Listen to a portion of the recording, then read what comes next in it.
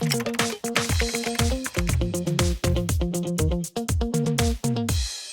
now to introduce our distinguished panelists, we have Sevgil Musaieva, who is the editor-in-chief of Ukraine's leading online media outlet. I think we can say this, Ukrainska Pravda. Sorry? Nice to meet you, Jessica. Yeah, nice to meet you. I mean, not nice to meet you, but nice to meet you for the rest, I guess, since we already know each other. Then we have also Nastya Stanko, who is a war reporter of sorts, the co-founder of Promatske, so also a leading online media outlet, and nowadays she is the head of one of Ukraine's top investigative media, which is Slidstvo.info, and that name translates as investigation.info. Right, and lastly we have with us Olha. Hello. Yeah, hi Nastya. Sorry, I just wasn't hearing anything, that's why. And we have with us, of course, Olha Reshetylova, who is the director of the Media Initiative for Human Rights, which is a major Ukrainian NGO, which nowadays investigates Russian war crimes in Ukraine and more broadly advocates for the respect of human rights in Ukraine. If I'm correct, otherwise correct me, Olha. Right, okay, good. So a warm welcome to all three of our star panelists today. So just as a short introduction, just to explain why we're here today. We gathered on we're still near the date of the second anniversary since Russia's full-scale invasion of Ukraine. But maybe even more importantly, this is also this end of winter 2024, is 10 years since the start of the Euromaidan revolution. And immediately after that revolution, the annexation of Crimea and the war in Donbass. So as we know, Russia's invasion started actually not 2 years ago, but 10 years ago. And it's obviously brought much suffering, and not only to military personnel, but also to civilians. And in this group of civilians, which have suffered a lot, we can of course find many journalists. So in fact, since the start of the war, we can say that Russia sees Ukrainian journalists as a real enemy to its efforts of what they call integrating, which is controlling the territories it occupies, because independent journalists, they will denounce Russia's illegal occupation. They will point to the lack of legitimacy of the occupiers. And this is an obvious thorn in the side of the Russian occupying forces. So Russia's aim is really in its repression of journalists in these territories, is to separate Ukrainian journalists from their audiences, and in that way, separate the people, the Ukrainian people it's occupying, from independent media, which is the reason that for the last 10 years, the media have been particularly hit by this repression. So initially, as we might know, it started in Crimea, where nowadays we have quite big number of especially citizen journalists who are in prison on various charges. So people like Irina Danilovich, who was a nurse and was reporting on issues at the hospital where she worked at. And I mean, there are also Crimean Tatar activists and journalists, many of them in prison, on charges ranging from terrorism and extremism to possession of explosives, all of which obviously are completely unfounded and invented by the Russian authorities to justify these detentions. And since the start of the full-scale invasion, this picture changed a bit, because nowadays it's not, since 2022, it's not just these Russian civilian authorities detaining the Ukrainian journalists. It's just in fighting or in occupied territory, Ukrainian journalists have been, and other civilians have been just captured as prisoners of war, which is obviously a grave violation of international law, as civilians cannot be held as prisoners by occupying forces, and they cannot be exchanged against, they cannot be held hostage for their exchange. So just to give a bit of a number to this, on one side we have the Council of Europe, which has this instrument called the Safety of Journalists platform, which is accessible online, and it currently puts the number of, this instrument currently evaluates that at least 17 Ukrainian journalists are imprisoned or held hostage by Russia as of February 2024. But Ukrainian officials, they would put this number a bit higher at a quote around 30. So they explain that actually the families of some of these journalists who have been taken hostage, they prefer to keep their cases anonymous because this could increase the chances of being exchanged. As if a case is publicized and if Russian authorities find out that who they have is actually in fact a journalist, then their chances to be exchanged could lower. So that's on one hand this issue of hostages. Then on the other hand, in terms of occupied territories, we have the issue of the connection between Ukrainian media and the people who stayed in these areas occupied by Russia. And I'm hoping Sevgil and Nastya especially will be able to tell us more about how Ukrainian media nowadays manage to report on these areas where Ukrainian journalists can't travel and where people from there don't have full access to Ukrainian media. And we're talking about up to 20% of Ukraine, which is in this situation now. And more globally, I'll also ask Olha, who is joining us as a representative of the human rights kind of world, and to give us more global perspective on this issue of civilian hostages, because I mean we gathered here to talk about the journalists, but obviously there are many more civilian hostages nowadays in Russia, most of which are not journalists, most of which are just other civilians, which Russia is illegally detaining. And obviously at the end we can also discuss broader issues facing journalists in Ukraine in the context of war. So thanks again for joining us today. And I'd like to start a question maybe first to Sevgil and then Nastya, I mean, whoever wants to start first. What I just mentioned a bit earlier is how do Ukrainian media manage to report on what is happening in the Ukrainian territories? And are there any journalists there, and what risks does reporting on this situation create, if that question is clear? Nastya, do you want to start, or maybe should I start firstly? Please, floor is yours. Okay. So thank you for your question, Karol. First of all, I want to say that situation has changed in 2 years. I mean, with covering from territories even where we have access, for example. First of all, I mean, covering frontline issues, even covering frontline cities, for example. We have a lot of troubles. Maybe Nastya will also speak about them, that we have a lot of troubles with access to these territories. We have a lot of troubles to cover even, for example, stories from Mykolaiv or Kherson. For example, one of the examples when Kherson, when this dam was damaged on June, journalists didn't have an access in the first few hours to Kherson place, where the evacuation of civilians has started, and then after a lot of efforts, actually officials gave us a success, but at the same time we missed a lot of time. The problem of access, this is a problem all journalists face after 2 years of this war. This is a problem with our press officers, with understanding of journalists' work, and I speak not only behalf for all Ukrainian journalists, but also international reporters, foreign reporters. They have the same issues, for example, and for them it's difficult. And this is sad story because unfortunately, after such kind of behavior from officials, foreign agencies started to think about withdraw their team because they don't need them anymore in the ground. I mean, they don't so many people inside the country, and I think this is the situation. About covering from occupied territory, this is also kind of an important issue. You're absolutely right.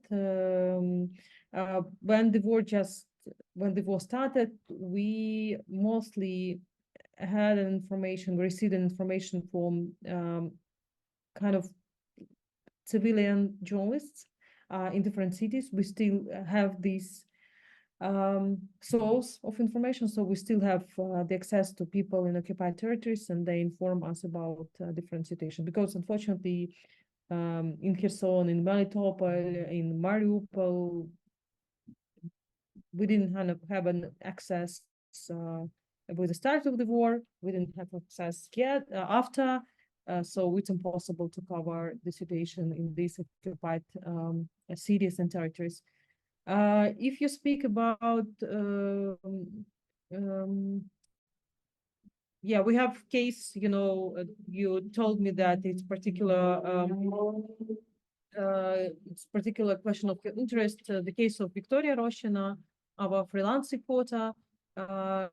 She was captured by Russian militaries in the beginning of invasion when she worked at Gramatike. Then we also took a lot of efforts to free her. And Nastya Stanko, she knows her from Gramatike, and she knows how brave she is. And for her, the coverage from occupied territories is very important because she can't get all people in these occupied territories. And then after, even when she was freed in March 2022, she started to visit occupied territories. She continued to visit occupied territories, and her last trip took place on August 2023. After this trip, unfortunately, from 3rd of August, she disappeared. We're still missing her. We unfortunately don't have information where she is. Is she captured, and even in which city she was captured? We still don't have this information. We still have no idea how it happened. We don't have information from other sources, even in surveillance, even in security offices. She is in list of captured civilians still, but unfortunately, even with all our requests to Security Service of Ukraine, to other official organizations, we are not able to confirm that she is sentenced or she is captured, and she now in occupied territory. She just disappeared. For her, so we've worked with her as a freelancer. We didn't know her plan to travel to these territories and where exactly she went. She just told me that she wants to cover the topic of civilian prisoners of war, and also the deportation of the kids, which is an important issue.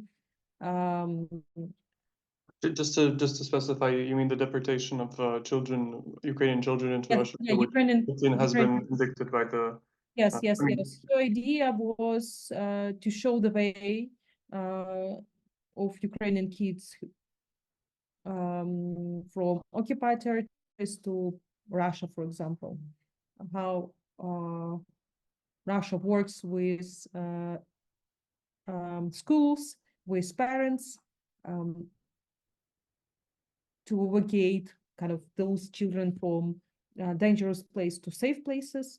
And she also, before she published a story about all camps and all schools in occupied Crimea, for example, and in Russia, where she found these kids. So she has a plan to cover this topic.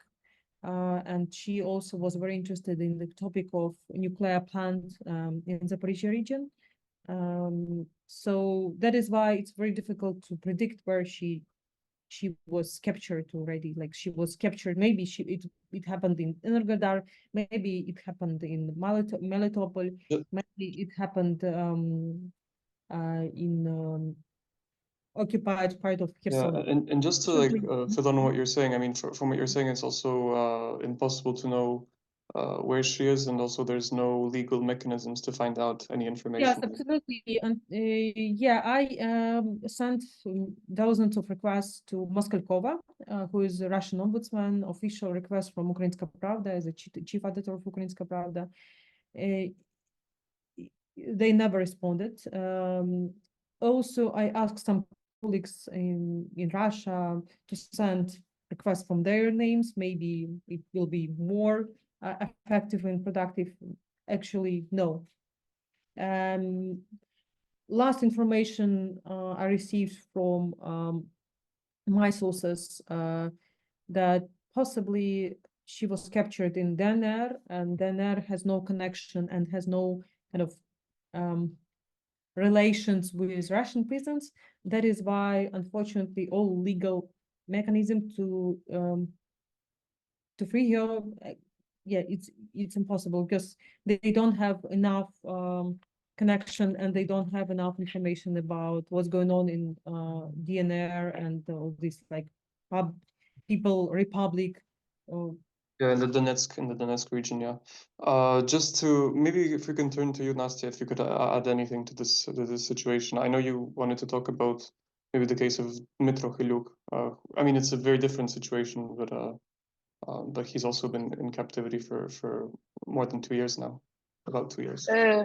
I think that maybe Olha Reshetylova can tell more about Dmytro Khiluk, because I know that her media worked on that case. But yeah, I just want to add that, of course, I know very well Vika Roshina, because we were working together for a couple of years in Hromadske, and I can absolutely say that, yeah, she is very brave. And after the first hostage in occupied territories in March 2022, she back to Ukrainian controlled territory and decided to come back to Mariupol, and made very good reporting from the occupation territories. I know sometimes I can hear that why Vika came to the territories is too dangerous, is not normal, is not okay.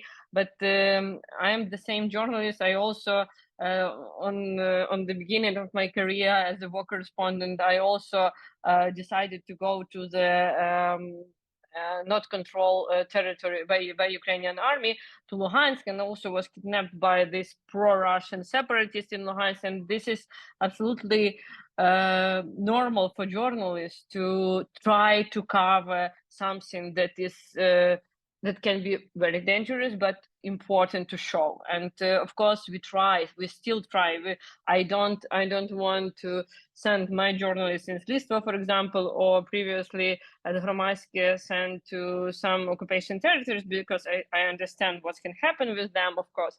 But still, we try to have information from that territory, because we understand that Ukrainian people still live there, and it's important to show how they live, what problem they have. And of course, if you are not there, you can't understand everything what's happened there. And it's a huge problem. We have this problem with Crimea. We have for 10 years already. We have this problem with Donetsk and Luhansk. And for example, I tried a couple of times to go to Donetsk and Luhansk before the full-scale invasion. Now we understand that it's impossible, and the one way for you it's to be killed or to be kidnapped, to be imprisoned. By what happened to Vika Roshina, right? As you're saying, right? Yeah, we don't know. Of course, we don't know what's happened with Vika. We know that on the first case, they she should say some words to the camera about like everything was fine with me in the prison. Food was good and something like this bullshit. And this was with many journalists who were kidnapped on the occupation territory during like before in 2014, 15, and after. Just to explain to the others, this is like the journalists are forced by the Russian forces to say on camera that everything is fine and their conditions are amazing. Yeah, something like very that. prominent also. Yeah, and the situation became better with Russian that it was with I know with Ukrainian authorities, or Zelensky is wrong with something or something like this. Some propaganda bullshit.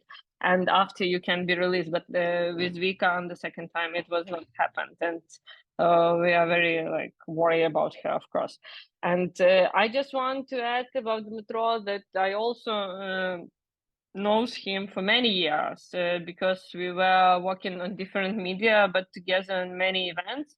Before even the Revolution of Dignity on different media, he was working for Union all these years, and he is also a very brave guy. And actually, we made Slidstvo, the film, investigative movie about kidnapped journalist. We call this movie The Price of Word, Occupation, The Price of Word. You can see this on our YouTube channel on Slidstvo. It's also with English subtitles.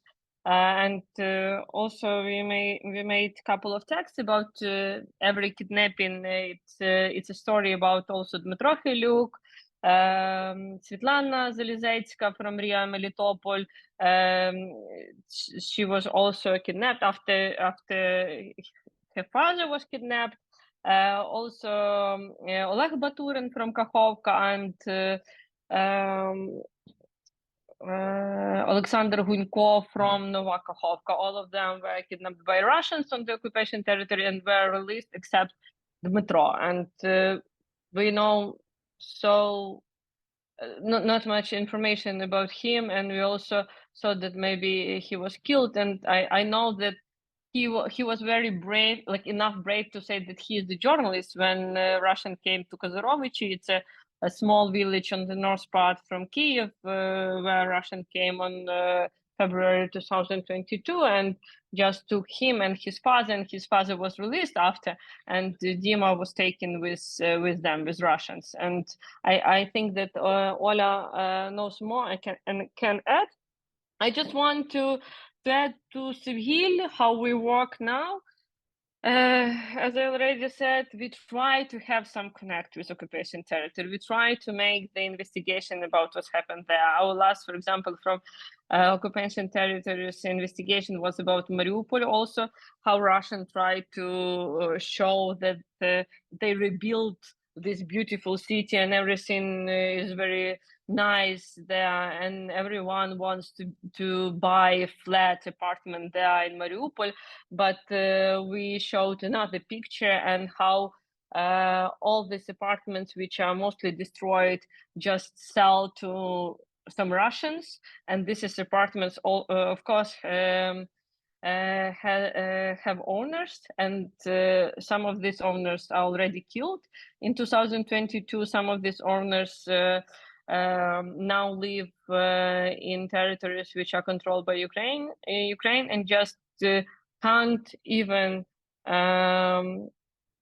have documents, Ukrainian documents for this apartment. And in these apartments now, the apartments which they are owners of live some Russians from Siberia or other cities in Russia, and this is like Mariupol is rebuilt by them. And people who stay there in Mariupol, of course, anonymously, but they try to give us some information. And of course, it's hard to have this information, to take this information, but still they write us, and we try to show, to explain what's happened there, because it's very important, because still Ukrainian people are live there, not all collaborants or just left these territories. Yes, it's very important what you say, that there's still people there who are willing to, even as citizens, just report on the situation. I wanted to turn to Olha because she hasn't spoken yet since the very beginning of this webinar. If you could give us maybe a more systemic kind of picture of the situation, because we've heard these stories about Vika Roshchina, about Dmytro Karol Luczka being kidnapped. How many of these people are there which are in this situation in Russia, and what is the Ukrainian government and other like NGOs like yours doing right now to help liberate them? Thank you. Thank you for raising this topic, and thank you for our audience for your interest to this topic, because it's like crucial for us to raise awareness about the issue of civilian hostages, because there is no mechanism how to release them. There is no even efforts within the international community to help those people, because I mean, the international bodies, including the ICRC, because the ICRC has no access to those places of captivities and so on. But I'll start maybe with general overview of the problem.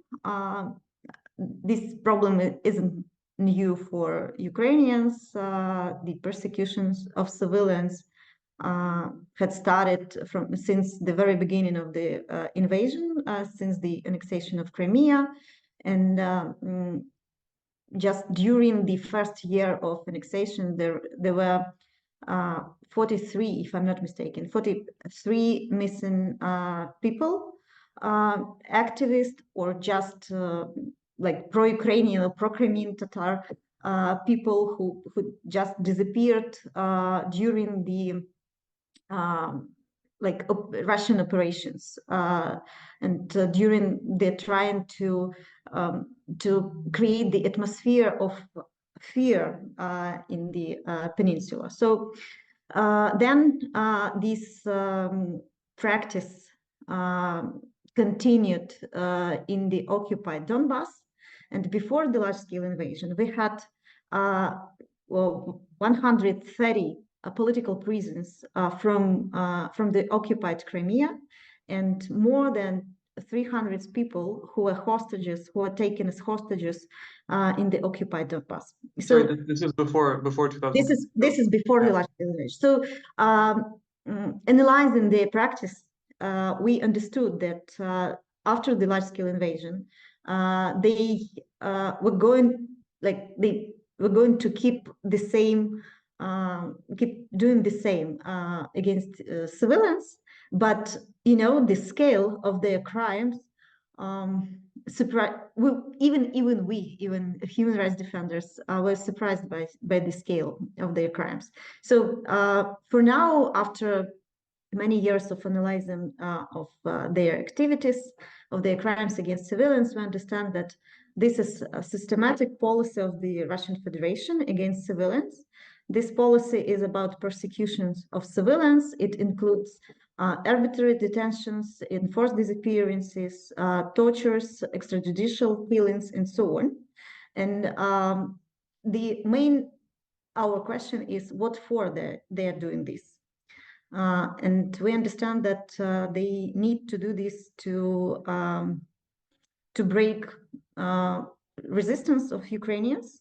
And of course, for the first time when they came to, and of course, they use this practice for establishing the occupational authorities. And so for the first time when they came to some territory, when they occupy some territories, they start detaining, first of all, pro-Ukrainian people or activists, of course, journalists, bloggers, and others who can oppose them, who can be opinion leaders for their communities, and so on. We saw this during the occupation of the Kherson region, for example, during the occupation of Kyiv, Chernigiv, and Sumy regions. And Dmytro Khiluk, unfortunately, was one of those people who stayed in the occupation. As we know, he tried to pass the information about what is going on under the occupation to his outlet, Unian. And unfortunately, he became a victim during this implementation of this policy of persecution of civilians. We didn't know about Dmytro for a long time, and we just knew from maybe I have to say that the main source of information for us about civilian hostages are interviews which we conduct with released prisoners of war, because usually civilian hostages are held together with prisoners of war in different prisons and pretrial detention centers in the occupied territories and all over the Russian Federation. We identified more than 100 places, locations of captivity.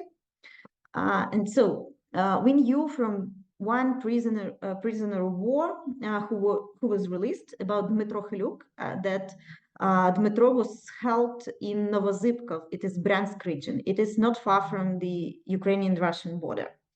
But he had never seen Dmitro. He only had his last name during some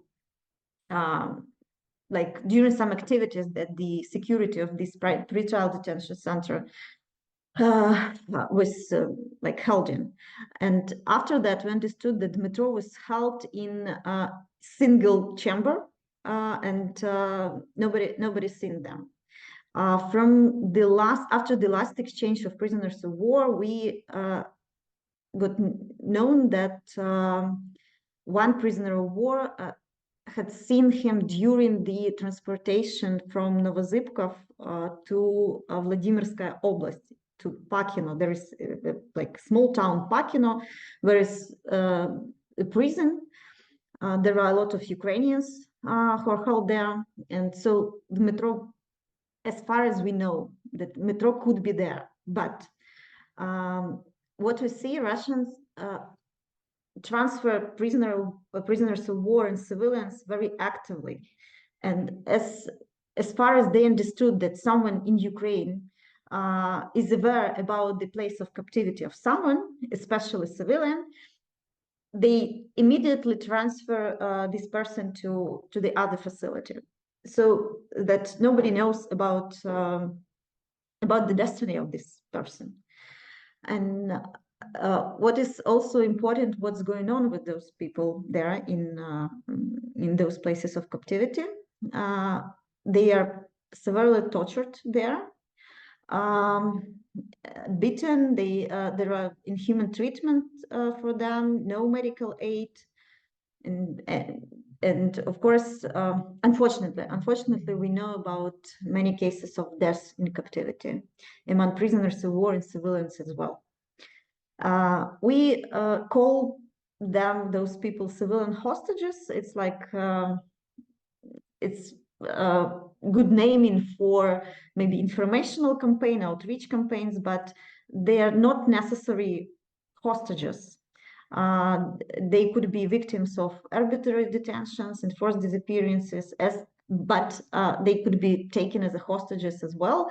For example, like the father of Svetlana Zalizatska, who is an editor-in-chief of Melitopol media outlet, RIA Melitopol.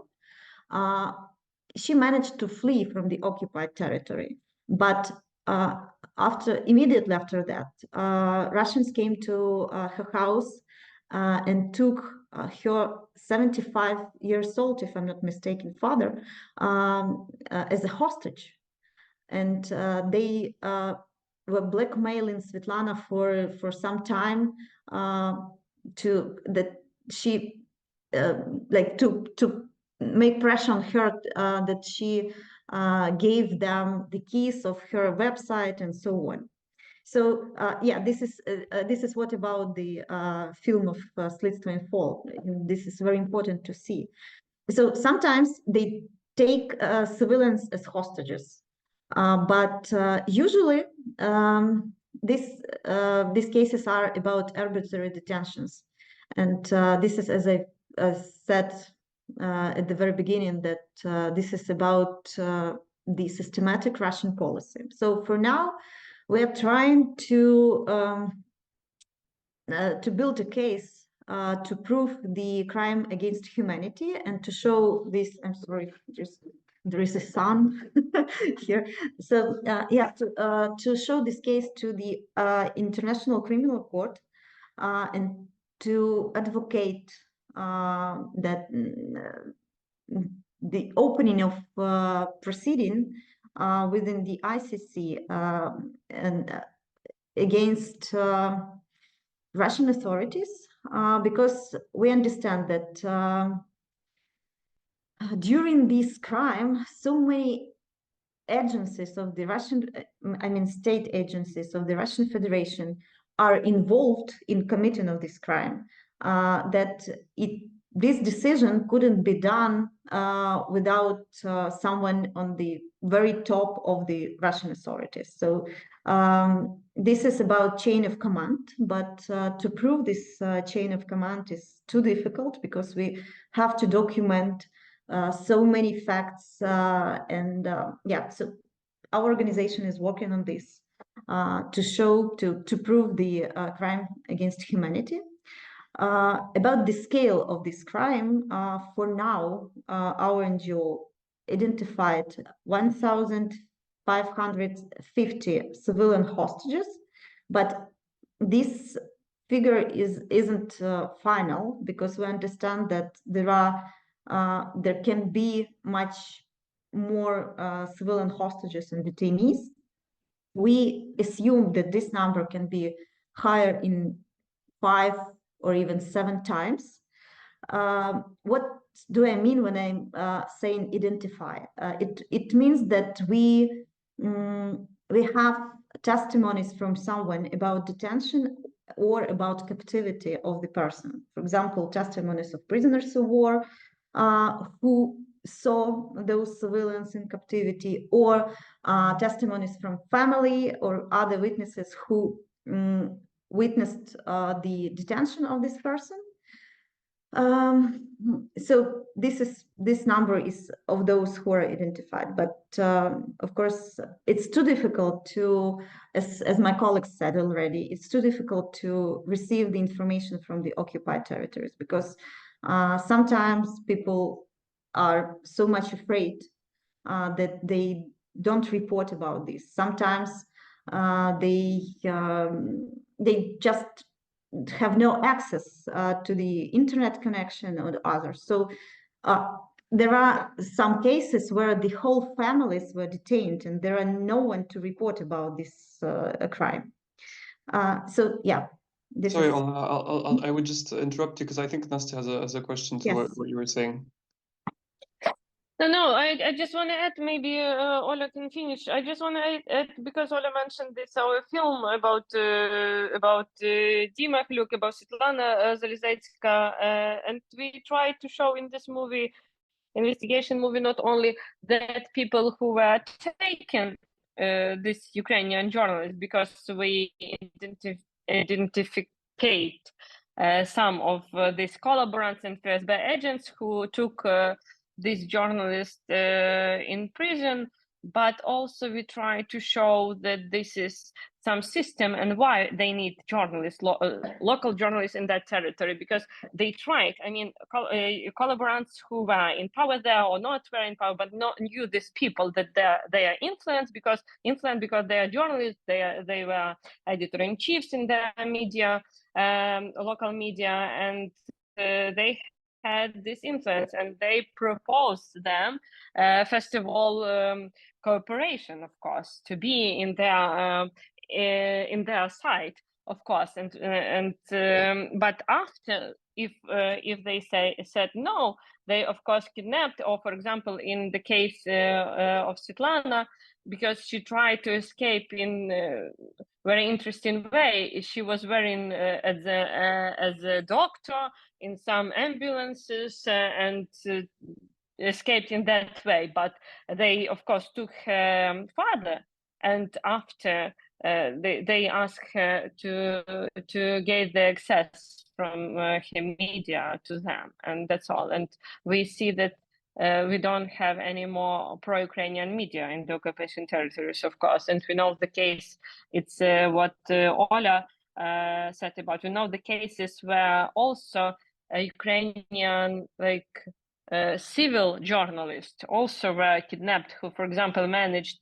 some pro-Ukrainian anonymous Telegram channels there in these occupation towns and city. But as I understood, their relatives, they have this hope that maybe the occupants will decide that they are not journalists, they are not like pro-Ukrainians, like journalist activists or something like this, but they are just people who just were taken for nothing. And this is maybe some mistake or something like this, because we understand that to be journalists, it's it's more difficult for you to be released now if you are like just a citizen. And yeah, this is a very big problem for us to understand what's happened there, because we don't have any more journalists there inside these occupants, inside the cities under occupation.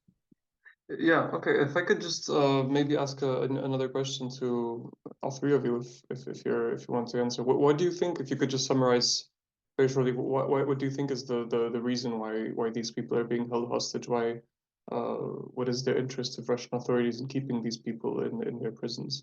I don't know if either of you want to. Yeah, this is like when I receive this question very often, really, and this is our goal to understand what is the reason of their captivity. And first of all, we thought that they wanted to use those civilians as a exchange fund for their prisoners, Russian prisoners of war, but they don't conduct these exchanges. Then we thought that they would be using them for maybe purposes of their own propaganda. And sometimes they do this. We see that there are many so-called court hearings, trials against Ukrainian civilians. They pretend to show them, like to accuse them in some, I don't know, extremism or terrorism acts and so on.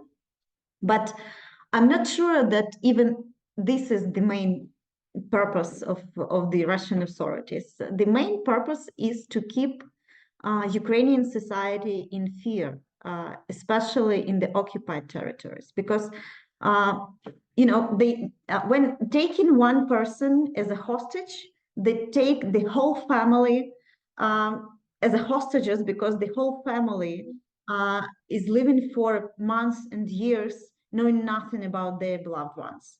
And when in the community there are 20, 30 people who are detained and just disappeared and nobody knows about them, what happened to them, this established some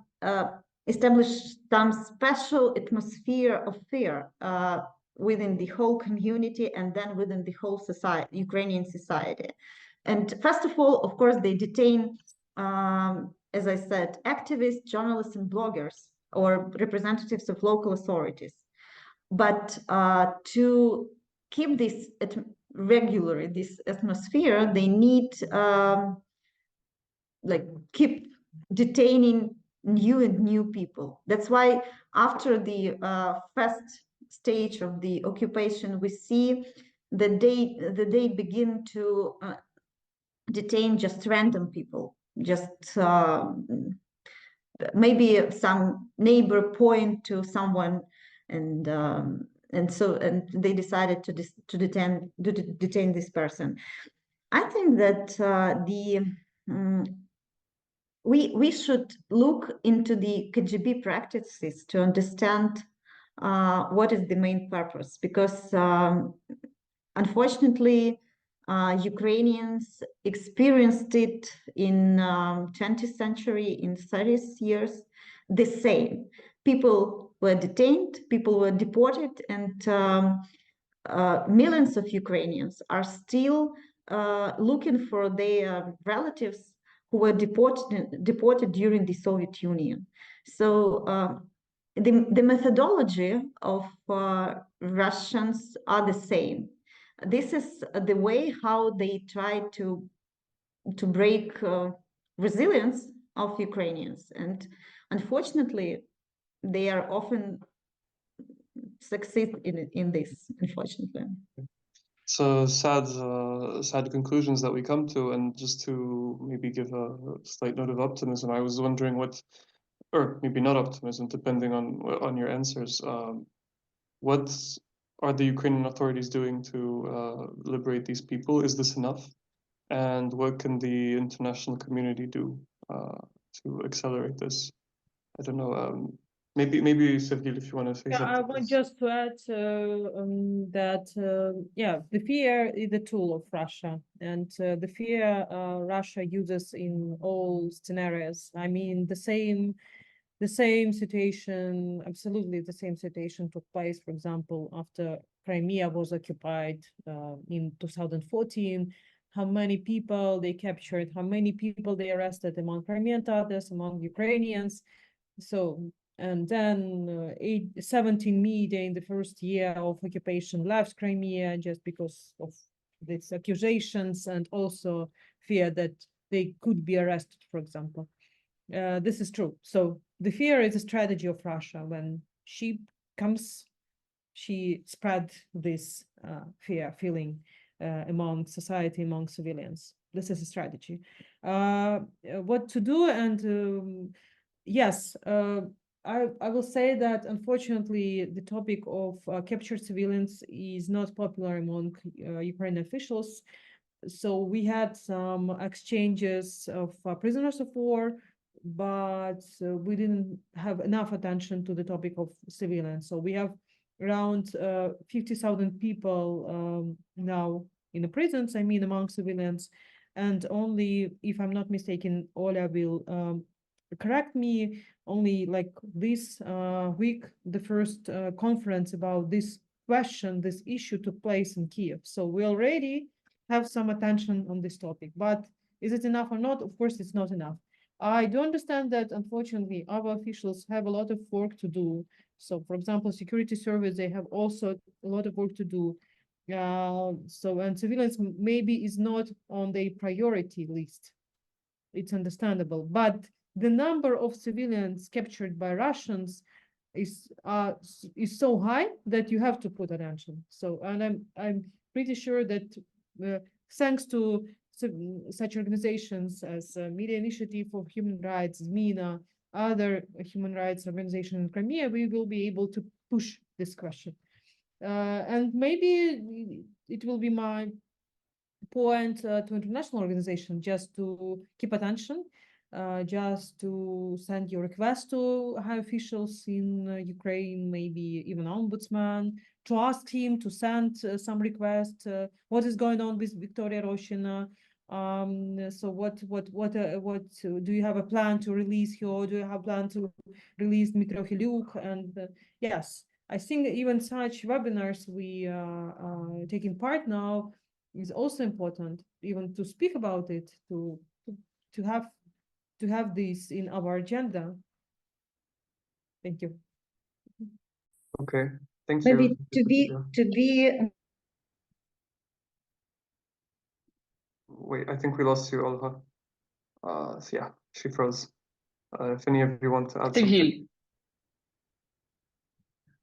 Sorry, You asked me or Sevgil? Sorry. No, I just see that Olha was frozen, but I think she wanted to start.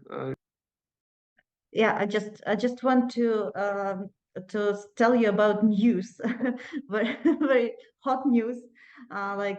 Just while we are talking, the OSCE Assembly vote for the establishing of the Moscow mechanism on the issue of civilian hostages. This will be the investigation of the OSCE, and this was our advocacy goal, to make OSCE to do something on civilian hostages, and they just now they started. So I guess we don't know the details yet of this mechanism and how this will work. No. This mechanism is about investigation of the grave violations of human rights, and they've done the same on the issue of deportation of children. And it was very helpful to for the ICC to open the proceeding and to have an arrest warrant to Putin. So we do hope that they will see the same systematic policy on the on the Russian attitude to civilians as well. So I do hope that it will be helpful to punish the persecutors. Okay. Oh, I'm sorry, to perpetrate. That's correct. That's correct. That's so optimistic news at the end, at least. We're saying like dark things. Did you want to say something, Nastya? I think you. I just wanted to add that my colleagues were talking about fear and that Russia tried to share this fear during all Ukraine. But I think that also that they don't want to release journalists.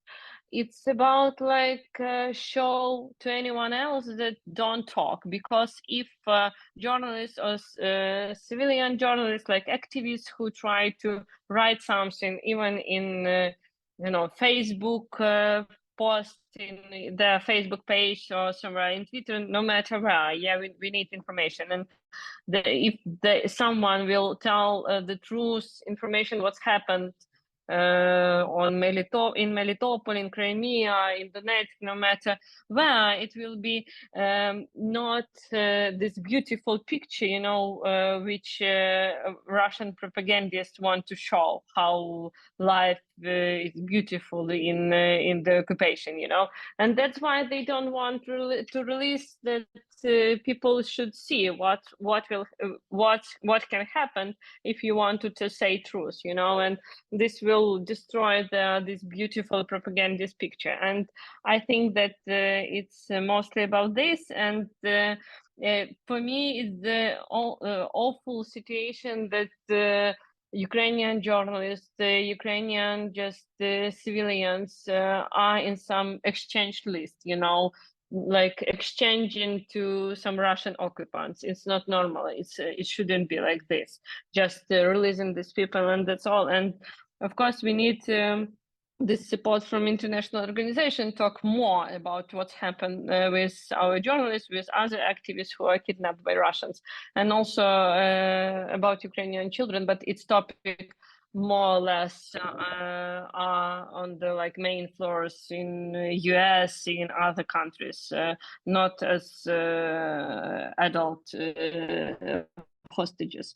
But I want to add also that we need Ukraine needs support, of course, support with heavy weapon, because if we will have this, we can release our territories, occupied territory which is under occupation, and we will not have another civilian hostages in that territories and another war crimes there. And it's the most important things, I think, because talk to Russia about some values, and it's not working with all this, unfortunately.